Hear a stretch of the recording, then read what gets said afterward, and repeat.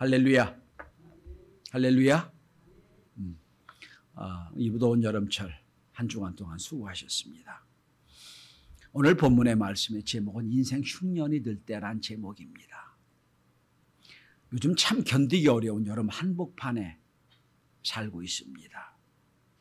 이건 5분만 밖에 나가도 땀이 줄줄 흐르는 참 견디기 어려운 시절입니다. 그런데 반대로 말하면 가장 모든 열매가 활발히 맺어지는 때이기도 합니다. 그래서 농사 짓는 농부들은 더워도 덥다고 하지 말라고 그럽니다. 왜냐하면 이 뜨거운 이 한날 한 시간이 구름지고 가을날 열날보다 낫다는 거예요. 뜨거울 땐 뜨거워야 된다고 얘기를 합니다. 그런데 한참 이 여름에 열매 맺는 계절인데 익어가는 계절인데 우리는 전혀 열매 익어가는 계절과 전혀 어울리지 않는 그런 시대에 살고 있습니다. 어떤 시대입니까? 코로나 흉년 시대를 살고 있어요. 코로나 바이러스를 만나 모두 인생 흉년을 경험하고 있다고 생각을 합니다. 여러분, 흉년은 농사 짓는 사람만 있는 거 아니에요. 물론 농사 짓는 사람에게는 열매가 없는 것, 작물이 열매 맺지 못하는 것, 얻지 못하는 게 흉년이 될 수 있겠지요. 그런데 사업하는 사람에겐 매출이 없는 게 흉년입니다. 수험생에게는 원하는 목적을 이루지 못하고 시험에 합격하지 못하는 게 흉년이에요. 다 흉년을 경험합니다. 여러분, 코로나 때문에 만남이 제약당하고 예배가 유린당하고 모임이 없어지고 그래서 소상공인들 아주 죽을 지경이에요.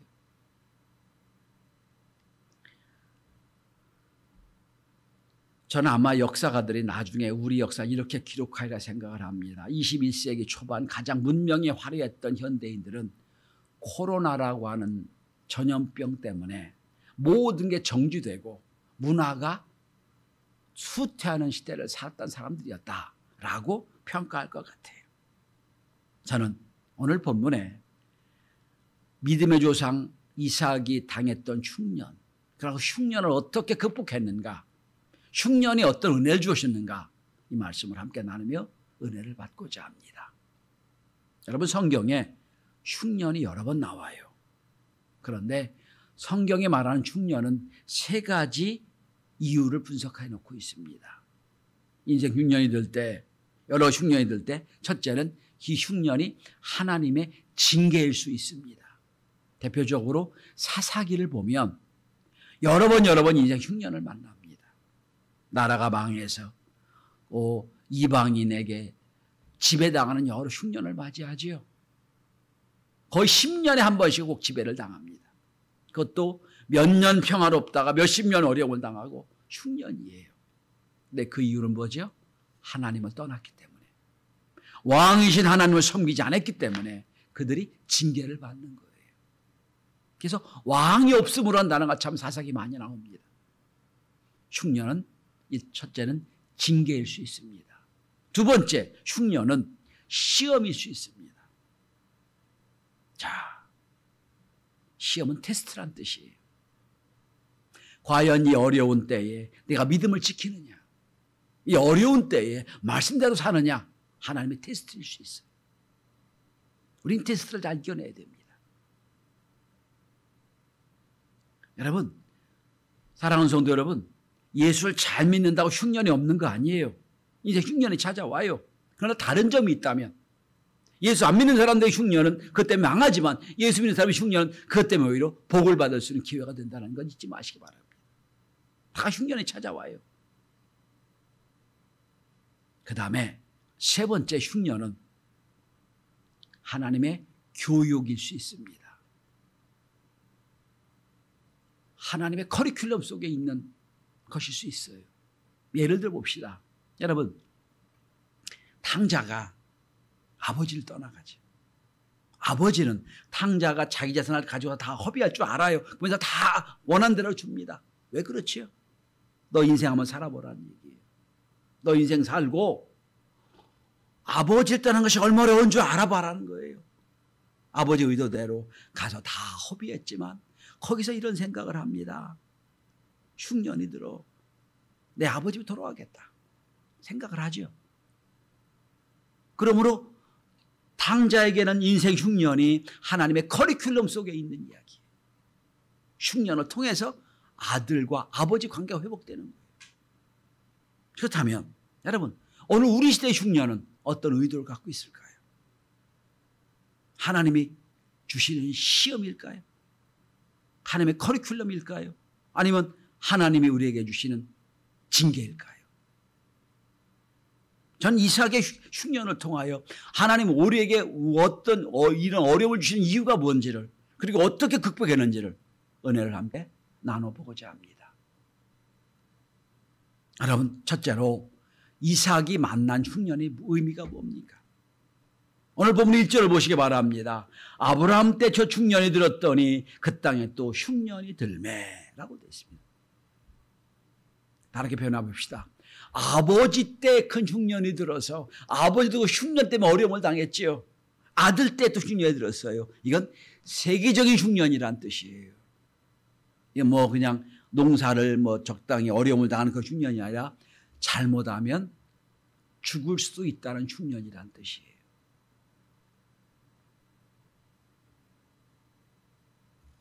세계적인 흉년. 아무리 내가 족장이지만 여기 있다간 죽게 될지도 모른다는 공포가 있는 흉년이에요. 여러분 19세기 초 전 인류에게는 큰 흉년이 한 번 있었죠. 어떤 흉년입니까? 페스트라고 하는 흉년이 찾아왔어요. 유럽의 인구 5분의 1이 죽었어요. 큰 흉년이 왔어요. 그죠? 근데 여러분, 그 다음에 몇 년 전엔 메르스가 한번 왔었지요. 또 어려움을 당했어요. 주기적으로 흉년이 와요.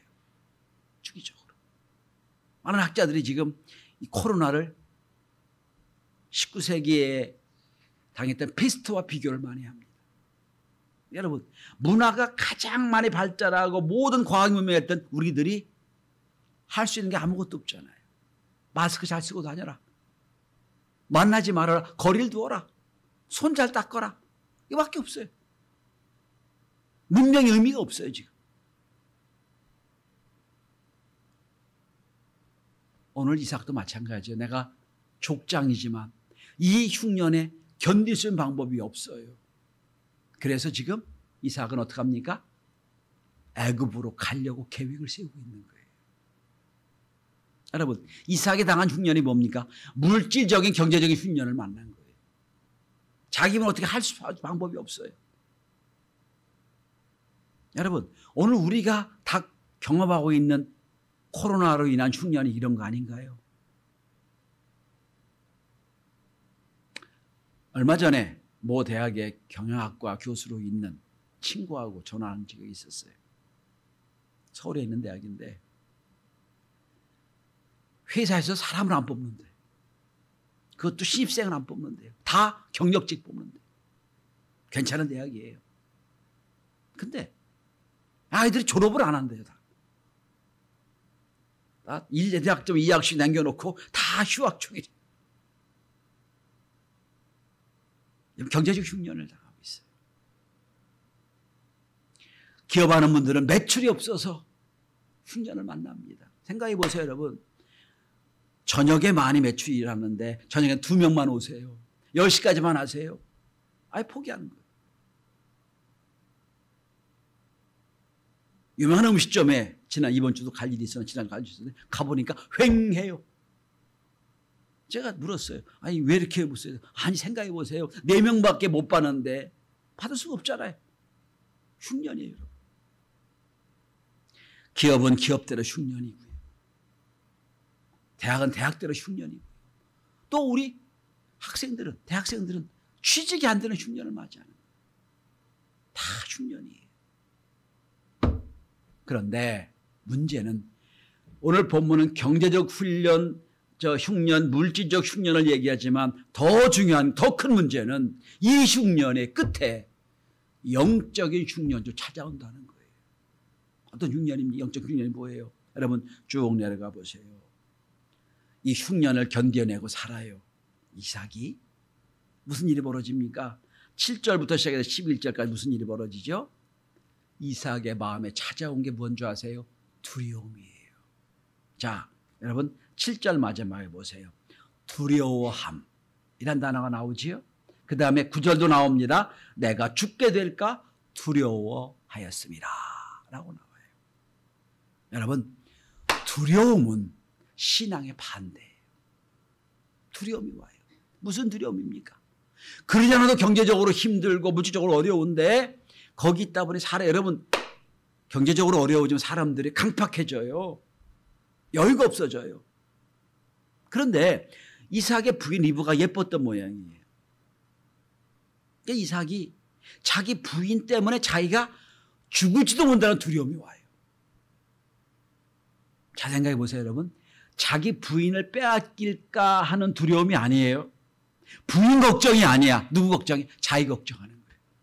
그 부인 빼앗으려고 나가 죽을지도 모른다는 두려움. 그래서 창세기 20장은 흉년과 두려움이 전체를 관통하고 있어요. 흉년이 흉년 끝나는 게 아니라 흉년이 두려움으로 와요. 죽을까 하는 두려움. 오늘 여러분 오늘 우리 시대를 가만히 보세요. 다 마음 한편에 무슨 생각이 있어요? 두려움이 있죠. 이 코로나 때문에 내가 걸리면 어떡하지? 죽으면 어떡하지? 두려움이 다 있잖아. 나는 안 그렇지 모르지만 두려움 속에 살아요. 현대인이 피할 수 없는 것이 뭡니까? 두려움이에요. 뭐에 대한 두려움? 죽음에 대한 두려움이에요. 그게 다 있어요. 그래서 여러분 문명이 발달할수록 두려움의 공포는 더 커가합니다. 옛날에 없었던 것 중에 공포라는 단어가 많이 나오는 게 뭐세요? 폐쇄공포, 고소공포, 불안공포. 다 공포예요. 옛날에 없었어요. 그런 것들이. 문명이 발달할수록 공포감은 더해져요. 두려움이 더해진다는 거예요.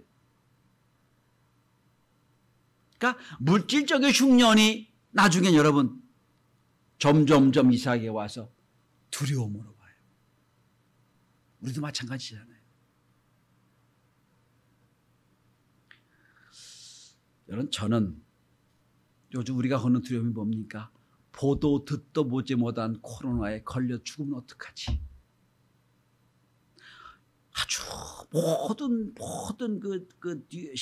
신문이나 방송을 보면 다 약선전이에요. 약선전이 80%예요. 보면 약선전 아니면 옷선전이.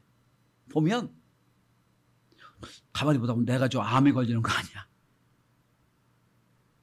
웬 병이 이렇게 많은지. 저 병 걸리면 나 어떡하지? 이게 두려움의 마케팅을 하고 있어요. 오늘 시대에 보면. 두려움의 마케팅이에요.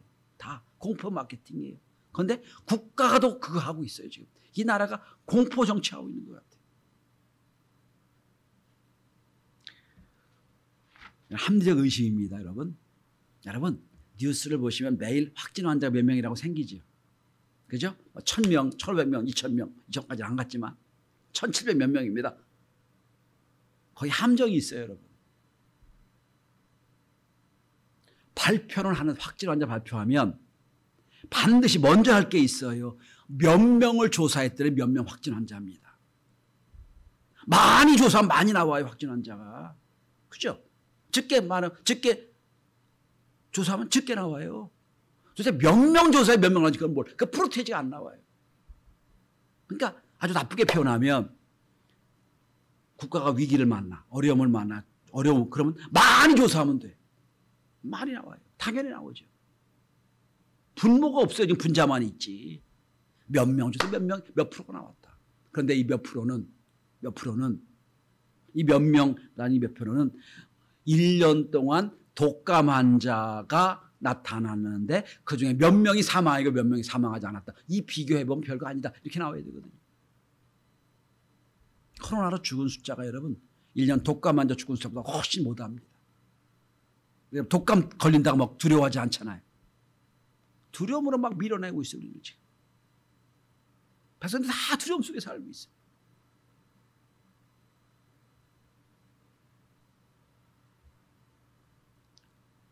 그러니까 나도 모르는 사이에 신앙이 있건 없건 두려움 속에 있는 거예요. 지금 다.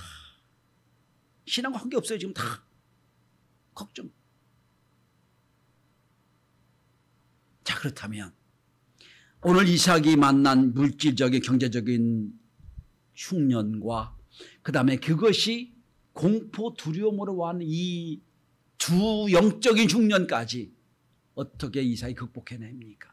오늘 우리가 이 코로나 공포로부터 어떻게 극복해낼 수 있습니까? 첫째로 여러분, 하나님의 약속의 땅을 떠나지 말아야 됩니다.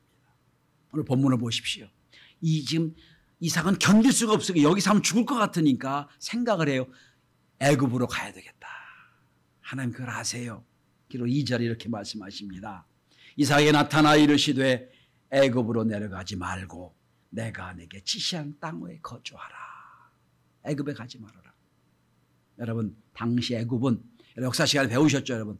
나일강 삼각주가 발전했어요.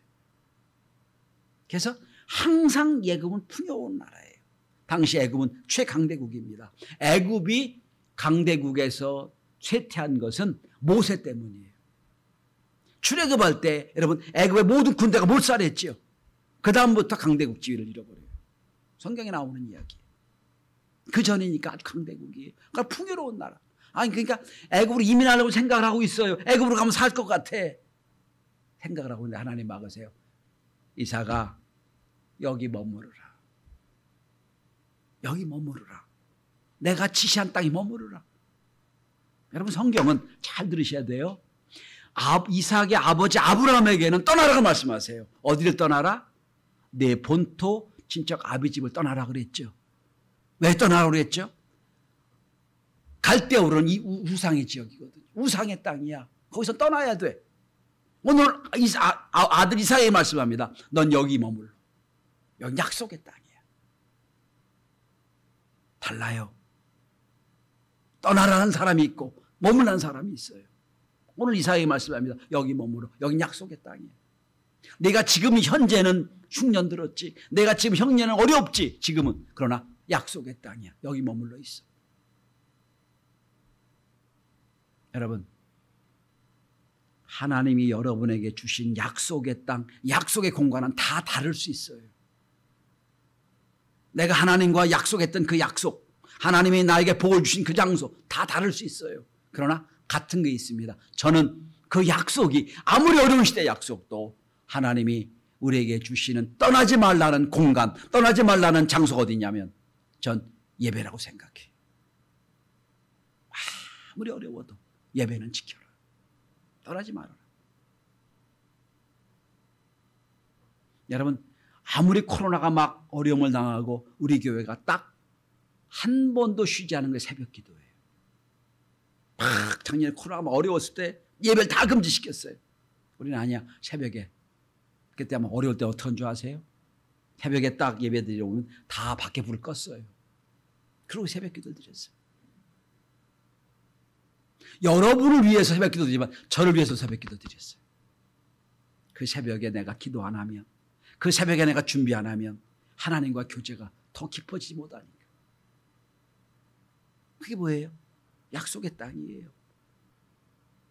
그러니까 여러분, 그러니까 우리가 뭐 바쁘다고 흉년 들었다고 뭐 했다고 예배를 소홀히 여기면 안 돼요.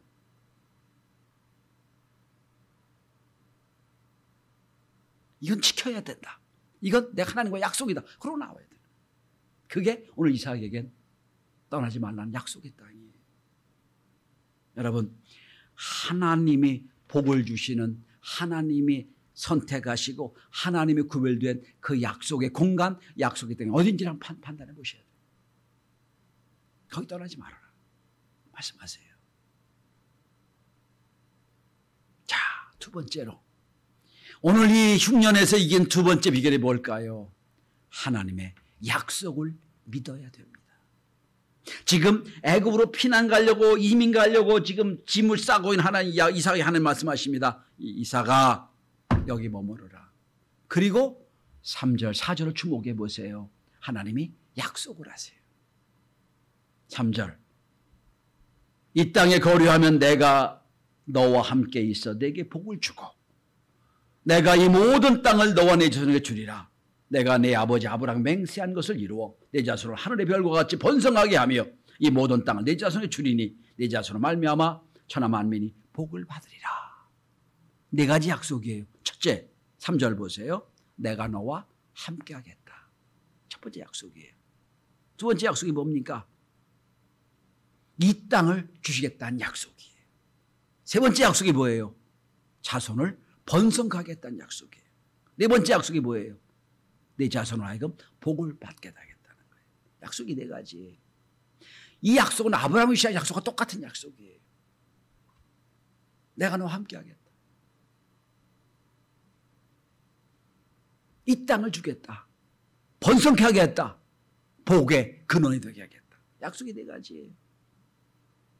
자, 여러분 저를 한번 보세요. 우리의 고민이 늘 여기 있어요. 현실은 여기 있는데 약속은 여기 있어요. 너무 거리가 멀어. 약속을 안 믿는 거 아니에요. 믿는데 너무 현실이 멀어. 거리에 멀어. 여러분 당장 지금 먹을 것이 없어가지고 여기 있으면 굶어 죽을 것 같아서 떠나려고 하나님 이삭을 붙잡고 말씀하세요. 여기 머무르라. 그거 쉬운 거 아니에요, 여러분. 쉬운 거 아니에요. 절대로 아니에요. 저는 압니다. 여러분들이 주일 지키러 얼마나 몸부림치는 거 알아요. 상황을 보고 환경을 보면 어려워요. 근데 지키려고 애를 써요. 똑같은 거예요, 여러분. 이게 이삭은 믿음의 조상이니까 천만에요. 쉽지 않아요. 당장 죽게 생겼는데 하나님 떠나지 말라고 그래요. 여기 지켜야 돼요. 자, 그러면 여러분 오늘 본문 한번 보시기 바랍니다. 8절입니다. 이삭이 거기 오래 거주하였더니 떠나지 말고 오래 있어요. 견뎌내고 있어요. 지금 이 약속의 땅을 떠나지 않고 있어요. 그런데 무슨 문제가 생겼어요, 여러분? 이삭의 부인 리브가 예뻤던 모양이에요. 그죠? 근데 이 족장 시대잖아요. 그때는 총칼이 최고의 시대잖아요. 힘이 최고의 시대. 이삭이 생각하는 거예요. 내 부인을 빼앗아 가려고 나를 죽일까? 나를 죽일 것 같은데 두려움이 왔어요. 여러분 이 리브가를 사랑하는 리브가를 빼앗기지 못한 두려움이 아니에요. 리브가 때문에 자기가 죽을지 못한 두려움이 왔어요. 근데 어떻게 극복하죠? 오래 머물렀어요. 견뎌냈어요. 그랬더니요. 아마 이 왕 아비멜렉이 눈독을 들인 모양이에요. 리브가한테.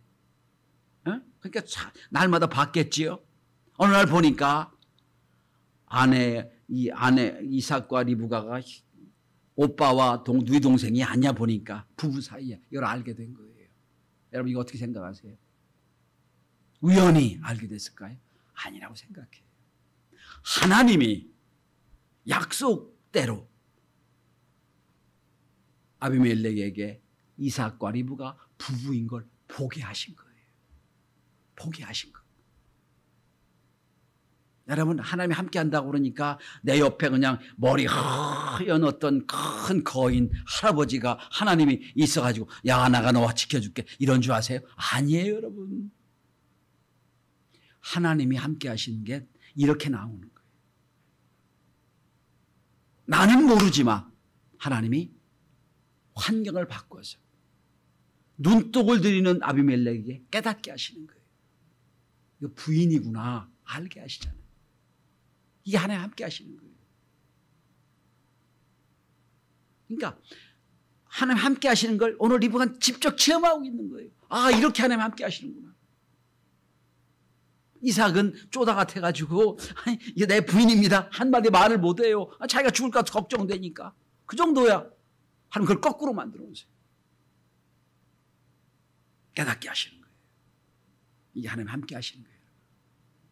성도 여러분, 하나님이 함께 하시는, 그래서 피할 수 있는 상황을 피하게 하시고 견뎌내게 하시고 그리고 넘어가게 하시는 거예요. 견뎌낼 때 은혜 주시는 거예요.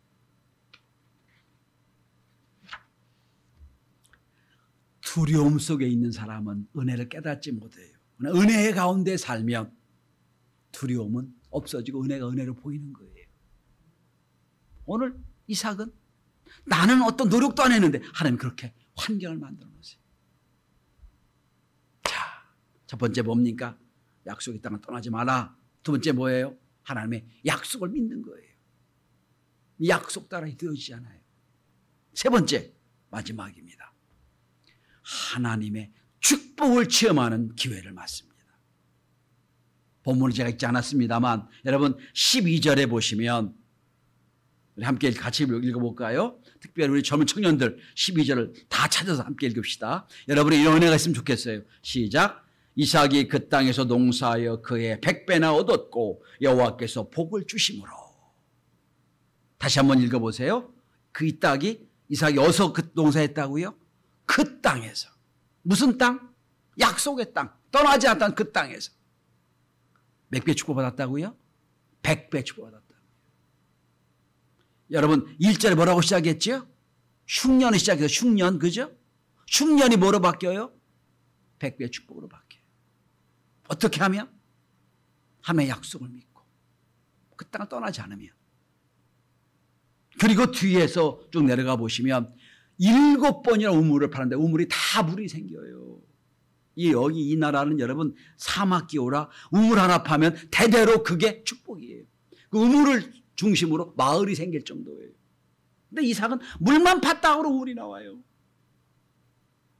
근데 성경은 100배 축복이나 우물을 파서 물이 나왔다는 걸 강조하고 있지 않아요. 강조하는 게 뭔지 아세요? 여러분 28절을 다 찾으세요. 그리고 함께 같이 읽어봅시다. 민기도 28절 피세요. 26장 28절. 그리고 우리 다 같이 함께 같이 봉독하겠습니다. 시작. 그들이 이르되 여호와께서 너와 함께 계심을 우리가 분명히 보았으므로 우리의 사이 곧 우리와 너 사이에 맹세하여 너와 계약을 맺으리라 말하였노라. 여러분 성경이 강조하는 이거예요. 그를 죽이려고 했고 그를 어려움을 주었던 그를 떠나가려고 막 했던 억압했던 그들이 와서 얘기합니다. 하나님이 분명히 너와 함께 계시는구나. 이제 을이 아니라 갑이 된 거예요. 야, 너 잘못 건드렸다 우리가 죽게 생겼다. 그러니 너와 우리 사이에 불가침 죄악을 맺자.